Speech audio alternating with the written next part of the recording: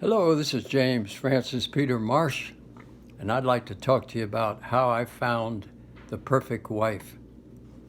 I did not want to get married all my life. I was happy being single. But when I got back from Vietnam, I had a friend, that Italian guy named Richie. He said, "Come on, let's go to dance halls." And so he took me to all these places to meet women, from Greenwich, Connecticut on down to the Bronx, anywhere in between, sometimes in Jamaica, Queens. And I got tired of that, playing that role in that game. And I said, I am not going to date. I'm not going to go look for a mate.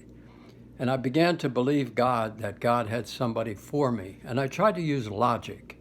And the logic was this: either I'm going to be married or I'm going to be single. That's the logic. There's no other avenue. And so I said, if I'm going to be married, then that person must be alive today. In other words, that person is somewhere walking this earth. And so I began to think, well, what I'm going to do is pray and say, God, whoever you have chosen for me, I pray that you bless that woman, bless her mother, her father, and help her. And the biggest thing that I realized at that point was this: if God knew that there was a person out there for me, why haven't we met yet? And so I began to think, let me see, maybe there's something in me that needs to change in order to prepare me so that I could be a better husband and be equipped for marriage. And so I began to try to improve my character and my attitudes and things that I learned about marriage that I was completely in the dark about. And I began to pray that for also my future wife. I just said, well, Lord, if she needs some growth in some area, I pray that you'll show her.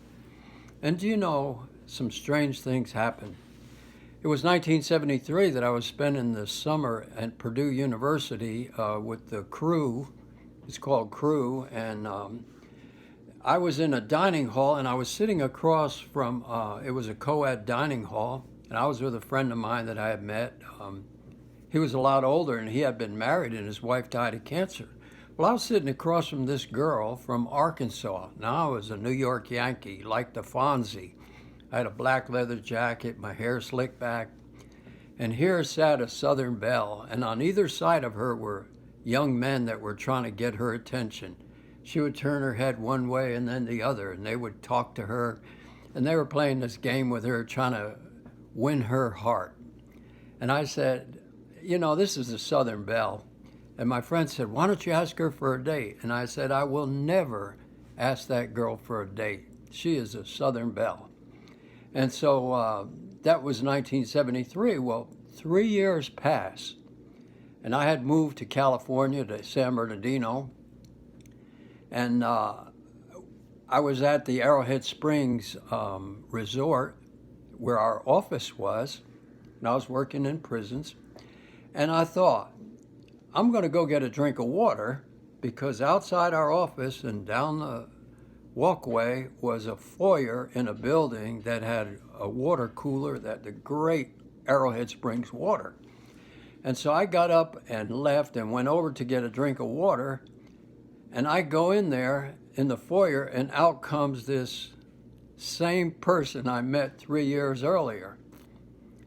And I said, your name is Susie, and you're from Arkansas. And she said, your name is Jim, and you're from New York. And all of a sudden, a mist came around us. It was like in the movies. Everything stopped. Time stopped. And I looked in her eyes, and I knew that she would be my wife someday. And she told me later that at that moment, she went back to her desk and knew that I was the one. She said, if he's not the one for me, I don't know who is. But I put out a fleece. And some of you might know what a fleece is in the Bible. Gideon did that. He said, God, I don't want to trick you or anything. I just want to know the truth. He said, if you want me to do this thing, you make this wool wet and the ground around it dry tomorrow morning. So he waited till the morning. Next morning, the fleece was wet and the ground was dry. And then he said, well, look, I don't want to really be obnoxious, but tomorrow morning make the fleece dry and the ground wet. Well, that's pretty hard to do, but not for God. So the next morning, Gideon went out there, and sure enough, the fleece was dry and the ground was wet. Then he had the green light to go do what he was supposed to do. So I did that, and that was the only time I ever did it. It was in 1976. I prayed one summer. I said, Lord, if she's the one for me and I need to pursue this, I pray that you'll have her move to California by September. And she was living in Tennessee working with high schoolers. And I didn't say anything to anybody. I just wrote it down. Well, I was going in prisons. I went down to Norco prison, a drug prison. And I got to the gate, and the officer said, you can't come in tonight. There's a riot, and we're shut down. We're locked down, so you might as well go home. I said, fine. I was used to things like that. So I was living with 3 other single men in a house on 3648 F Street, San Bernardino, and I went home. Nobody was there. So all the 3 of the male roommates were out doing their thing. The phone rings, and I pick it up, and a voice says, is Bob there? Well, that was one of my roommates, was named Bob, and he was working with some international thing. And I said, no, Bob's not here. Who is this? And she said, this is Susie Wilson. And I said, why are you calling Bob? I thought maybe she liked him, because that was the one I met at the foyer. She said, no, somebody called me and asked me to come to work out there and just give a message to Bob. Tell him I'm going to move to California by September and work with them.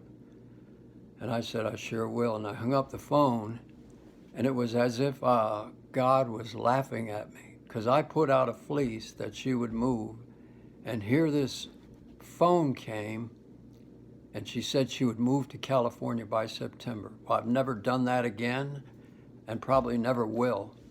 But it gave me the green light to pursue a friendship with her, and that's all it was. I didn't get romantic. And but you're out there, and you might think, gee, I'm old, and I'm alone, and I don't think there's anybody for me. I'll give you an example. I was going into the Atlanta Federal Penitentiary several times a week. I was teaching a Bible study and some other things. And there was a guy in there that was a bank robber. He had a 45-year sentence for bank robbery. His name was Harold Thompson, big, tough guy. He told me he used to put cotton in his cheeks, put a wig on, put an overcoat on, and had a souped-up 55 Chevy. And he would go in and rob a bank and get out of there and speed away and throw away the cotton balls and hide the wig. Well, he got caught, and he did 16 years and 2 months straight in the prison. And he was about 47 the day he got out. But before he got out, one of his Bible study fellows in the prison that also gave his life to Christ was named Doug Shoddy. He was a bank president that embezzled money, and he did federal time. And he came to the Bible study, and he said, Harold, I got a sister-in-law that's in her 40s, and she's single. She's working with a ministry. I'm going to see if she'd come. Would you be willing to meet with her on the visiting part? And so Mary came into the prison and met with Harold on the visiting part. And for about a year, they met on the weekend and talked. And when he got out in 1974, I was at the gate to meet him. And I was attending their wedding in February of 1974. Now, that's an impossibility. Here's a guy 47 years old and a woman that was in her 40s that never, ever married. So you just don't know how God works. It's how big is your faith. And so my exhortation is to believe him that he's got a perfect person for you, and also to say, well, Lord, what is it in me that I need to change? Because that summer that I prayed that, I found probably 5 or 6 major things that I needed to change. I needed to finish projects that I started. I needed to understand the difference between a man and a woman. I just thought everybody was the same, but how different we are. And so there were a lot of things. I needed more responsibility. I needed to stand up and make right choices. And so I leave you with that, God could do a miracle for you like he did for me. And you don't have to aggressively try. You could just sit back and watch him work. Thanks a lot for listening. God bless you today.